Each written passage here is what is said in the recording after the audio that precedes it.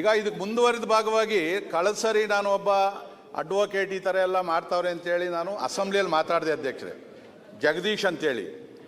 ಅವನು ಅದ್ರ ಬಗ್ಗೆ ನಾನಿಲ್ಲಿ ಮಾತಾಡಿರೋದು ನನ್ನ ಹಕ್ಕು, ಒಂದು ಹಕ್ಕು ನಾನು ಅಸೆಂಬ್ಲಿಯಲ್ಲಿ ಮಾತಾಡಿದ್ದೀನಿ.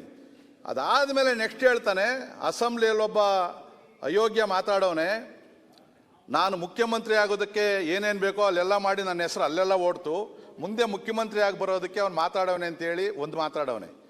ಧರ್ಮಸ್ಥಳಕ್ಕೆ ನಾವು ಹೋಗಿ ಬಂದ್ವಿ ಅಧ್ಯಕ್ಷರೇ, ಯಾವುದೋ ನಾವು ಪಕ್ಷದ ಜೈಕಾರ ಹಾಕಿಲ್ಲ, ಪಕ್ಷದ ಪರವಾಗಿಲ್ಲ, ನಾವೆಲ್ಲ ಕೂಡ ಭಕ್ತರಾಗಿ ಹೋಗಿ ಬಂದಿದ್ದೀವಿ, ತಾವು ಹೋಗ್ತೀರಿ, ನಮ್ದೇನು ಅದರಲ್ಲಿ ಯಾವತ್ತೂ ನಾವು ಅದರಲ್ಲಿ ರಾಜಕೀಯ ಮಾಡಿಲ್ಲ ಆ ಕಡೆ ಹೇಳ್ದಂಗೆ. ಅದಾದಮೇಲೆ 100 ಕೋಟಿ ರೂಪಾಯಿ ಧರ್ಮಸ್ಥಳದ ವೀರೇಂದ್ರ ಹೆಗ್ಗಡೆ ಹತ್ರ ಬ್ಲ್ಯಾಕ್ ಮನಿ ಇಟ್ಟವನೆ ಅಂತೇಳಿ ಓಪನ್ನಾಗಿ ಹೇಳ್ದ, ಅದು ಹೋಗಲಿ.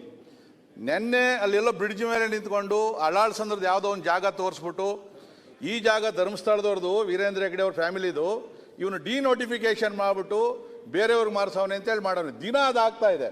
ನನ್ನ ಹಕ್ಕುಗಳಿಗೆ ಚ್ಯುತಿ ತರ್ತಾವನೆ. ನಾನು ಅಸೆಂಬ್ಲಿಯಲ್ಲಿ ಮಾತಾಡಿರೋ ಅಂಥ ವಿಚಾರಗಳು ಕೂಡ ಮಾತಾಡಿದ್ರೆ ನಾನು ಇನ್ನೆಲ್ಲಿ ಮಾತಾಡಬೇಕು?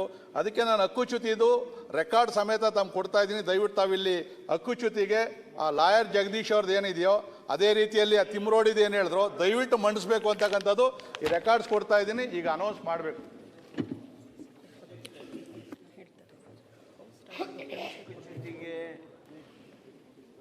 ಮಾನ್ಯ ವಿಶ್ವನಾಥ್ರವರು ಮೂವ್ ಮಾಡೋದ್ರ ಬಗ್ಗೆ ಪ್ರಸ್ತಾಪ ಮಾಡಿದರು. ಅವರ ಹಕ್ಕದು.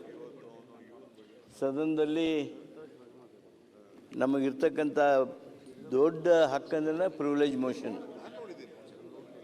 ಅದಕ್ಕೆ ನಿಯಮಾವಳಿಗಳಿವೆ.